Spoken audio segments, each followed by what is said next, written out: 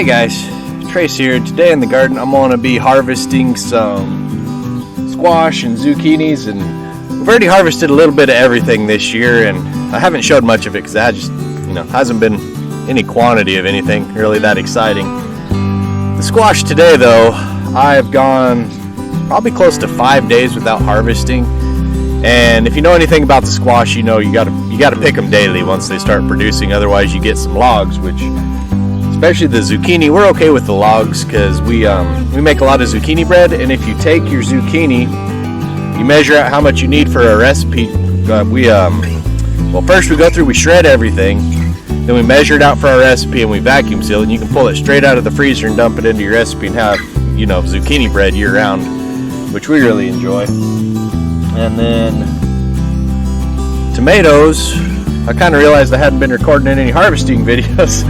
I picked probably about 20 pounds of them yesterday, and I was like, oh, I guess I should have recorded that. I'll try to be a little bit better about recording some of the harvesting. So we're going to start today with the squash.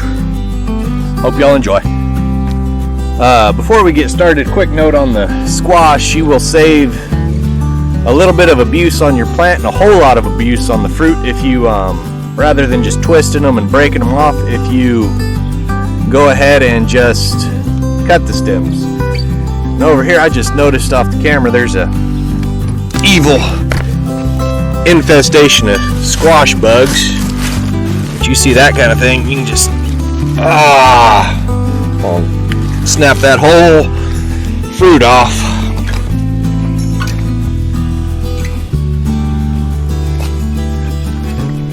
I'll throw it way over there.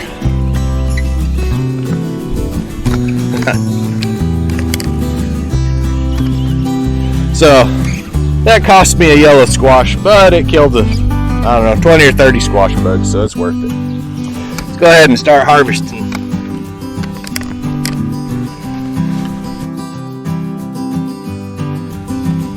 There's you kind of a side by side. That's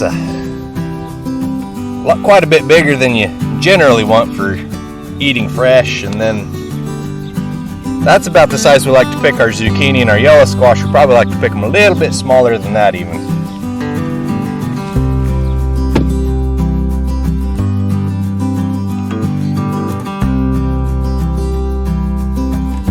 So that right there is your squash bugs. I usually just squish their heads, about the easiest way to kill them. But anytime you see them in your plants, get them killed. And also, if you look on these leaves, see if I can find a cluster real quick.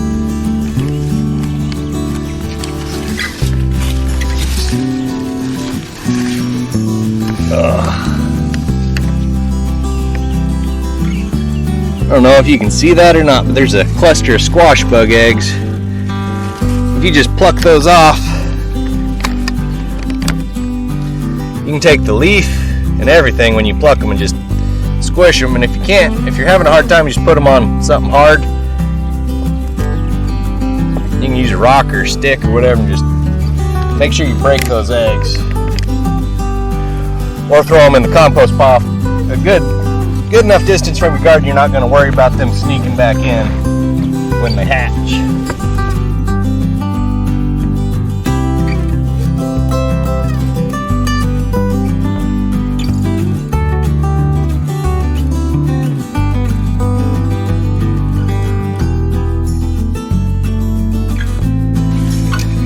So, when you harvest your squash or your zucchinis, this right here is really good eating size. If you're going through and picking them, it's worth, if you're planning on eating some fresh within a day or two, these guys are worth picking. If not, this size will be the perfect for picking tomorrow. This, by tomorrow, will have turned into something about like that. And within a couple more days, something like this will have turned into something like that. So, when it comes to squash, stay on top of them. And if you ever do let them get too big, the plants will mature, they'll feel like they've produced their seed and they'll be ready to get on with life. They'll just die, and that'll be the end of your plants for the year. So the heavier you pick your plants, the more fruit they'll produce for you. So it's always best to pick too much than too little when it comes to your squash.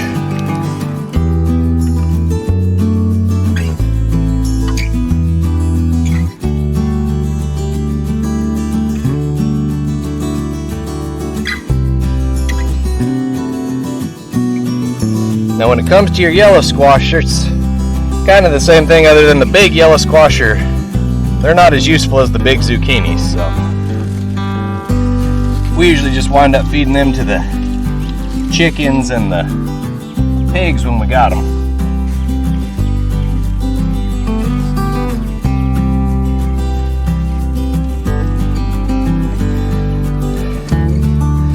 And even between these two, you can see they're roughly the same size, but you can tell by even just the color difference that this one's going to be a lot tougher squash. As they mature and the skin gets a little harder, they start turning that darker yellow, whereas when they're this little bit paler yellow, they're a lot more tender.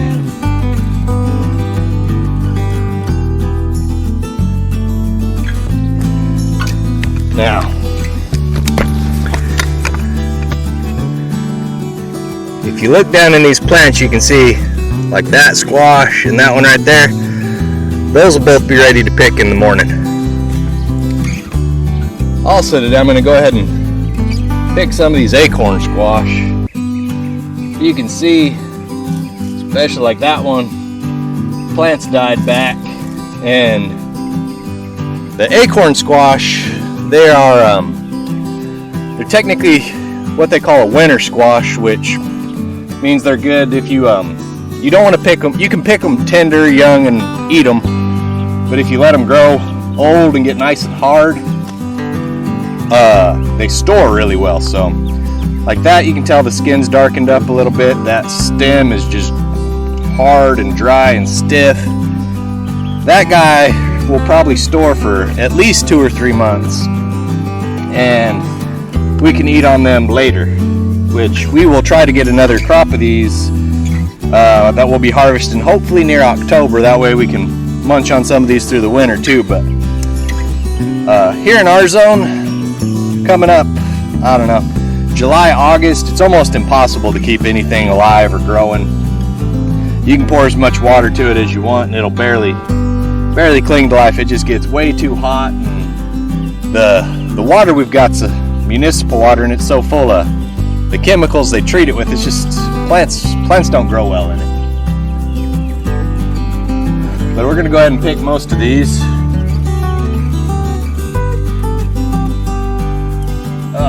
Squish the bugs we find.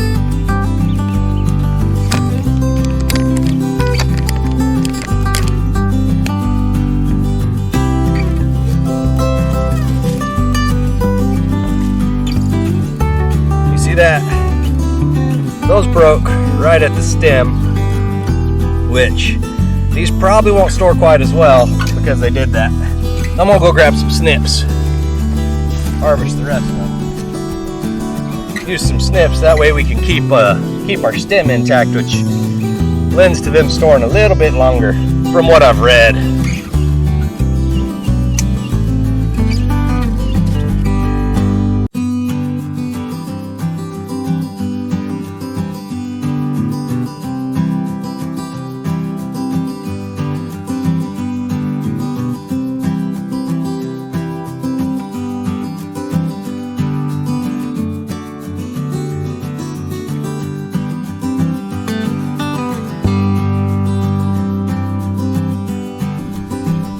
Okay, so as I'm sure you can see there, harvested most of that crop of fruit off of these guys, and I'm a little bit hopeful that that might reinvigorate those plants and help them grow a little bit more, because like I said, as the fruits mature, it kind of gives the plant the signal that it can just die off and quit growing.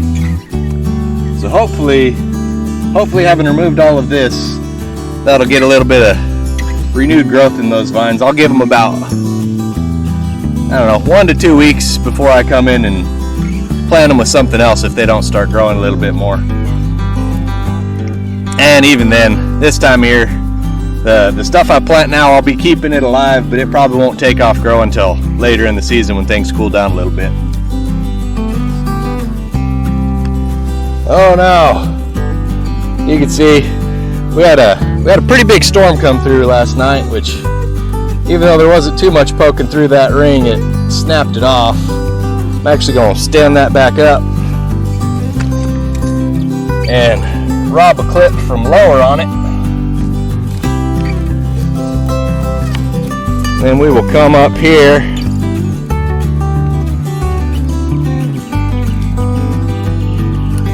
doing it one-handed is a little tricky, but we'll brace that back up, and because it's still attached, even though it's not attached super well, that plant may still go. Or you can see right down here we have a couple little suckers that have yet to come in.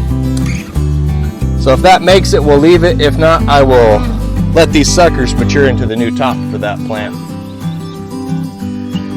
And in your tomatoes, you always want to be on the lookout for hornworm damage. You can see these leaves have some chewing. That's some old damage that I spotted and already picked that worm off. I actually think I've got all of them picked off right now.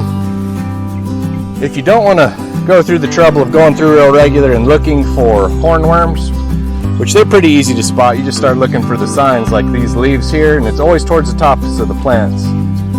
They like to eat that new growth more than the older stuff. You can see those big old fat worms, just pick them off and kill them. But if you don't want to do that, or you don't have time to get to your garden real regularly, BT Thuricide, I think is what it's called.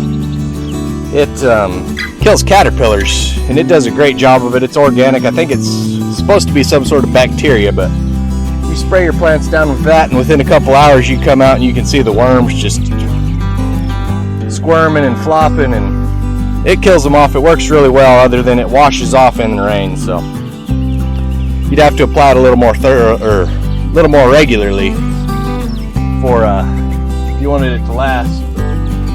Even the conventional treatments like 7, they wash off in the rain too. So but we got a few tomatoes. I probably need to get another basket and come and pick some more of those. We're gonna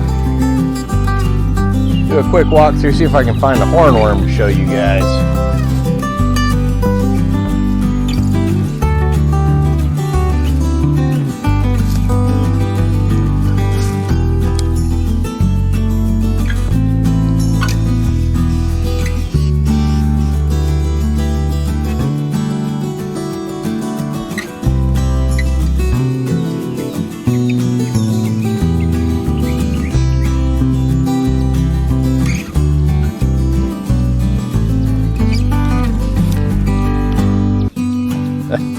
Usually I find at least 1 or 2, but I'm not really seeing any damage today.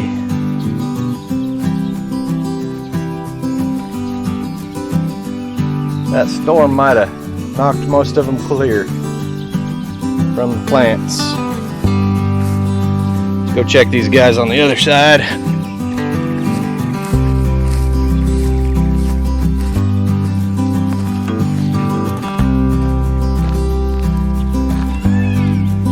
So these tomatoes are the ones that I planted much later, and they're slowly catching up, but these are only 6-foot T-posts, so you know, they're about the tops of my boards are about 5 feet off the ground, which means all these tomatoes are getting ready to pass that, but they'll keep growing. And then these guys, this is our sprawling jungle of tomatoes. You can see they're putting out lots of roots, but they're chock full. These are pear tomatoes. And over here, we got some cherries. And these are, I've been growing these for years. The pears are Beam's yellow pear, and the cherries are called tomatos. They're open pollinated heirloom varieties, whatever you want to call them, but they breed true, and tomatoes are pretty good about breeding true, whether you isolate or hand pollinate or whatever. They're pretty good about breeding true all on their own. Some of the varieties, you kind of got to look into it a little bit. They're tricky. Whereas the squash, if you're growing more than one type of squash, or even if your neighbors are growing more, you've got to tape the blooms shut and hand pollinate them if you want to for sure be breeding your squash true. So they're a little trickier. In corn, it's even trickier. It's kind of a pain in the butt. You gotta also hand pollinate, but you have to catch the pollen from the tassels and stop it from going. It's a little trickier, but if you want to save your own seed, that's what you got to do. You got to look into it and do it right and save your stuff, save your seeds from true breeding plants.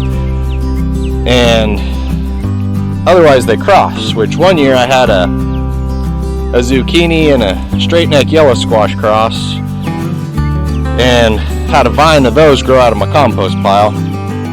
And that vine is the most vigorous squash I've seen in my life. It grew, I don't know, maybe 20 feet long and had squash every probably 6 to 8 inches. It was just heavy laden. It looked like a neon green zucchini is kind of what the fruit of it looked like. But I got excited. I'm like, that's a pretty cool squash. Let's go ahead and save it, and we'll plant those next year. So I saved those same seeds, and because it wasn't approved, and that would be a hybrid. So my really good producing squash that produced the lime green squash zucchini looking things, that'd have been a hybrid. So I saved seeds from those and didn't breed true.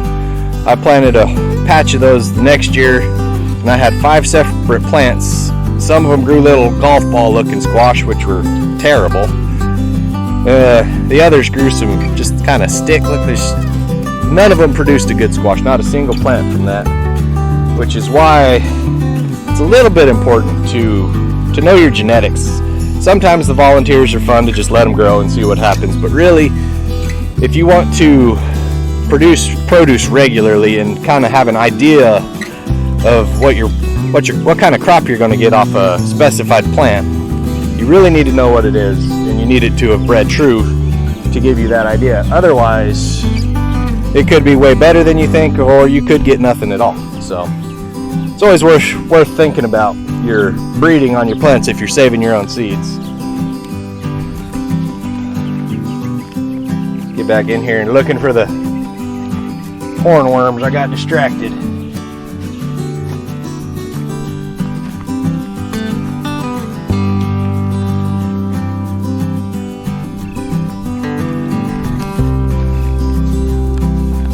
Oh, I haven't showed you all the okra in a while, but they're doing good. They've started to bloom. If you look close down in here, right down there, that's one of our first okras. These are the blooms, haven't opened yet, and that's an okra. And they're delicious if you roast them. A lot of people boil them and throw them into other stuff, and they get kind of slimy to me, and I don't like them that much. But just oil them up and throw them in a hot oven. They come out kind of crispy and delicious. Our jalapenos are also starting to take off, and if you look close, these plants are loaded with peppers. Those are actually kind of odd looking. They're a little bit bigger. Let's go find volunteer cucumber we let grow. Let's see here. Those right there are more the shape we're used to seeing.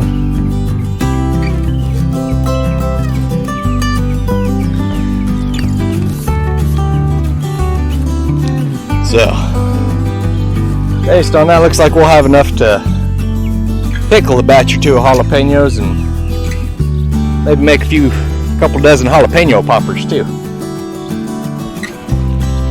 And I think that's going to be it for this video. I'm going to go try to get all this squash taken inside before it gets too hot and starts turning on me. Hope y'all enjoyed, and I'll catch y'all in the next one.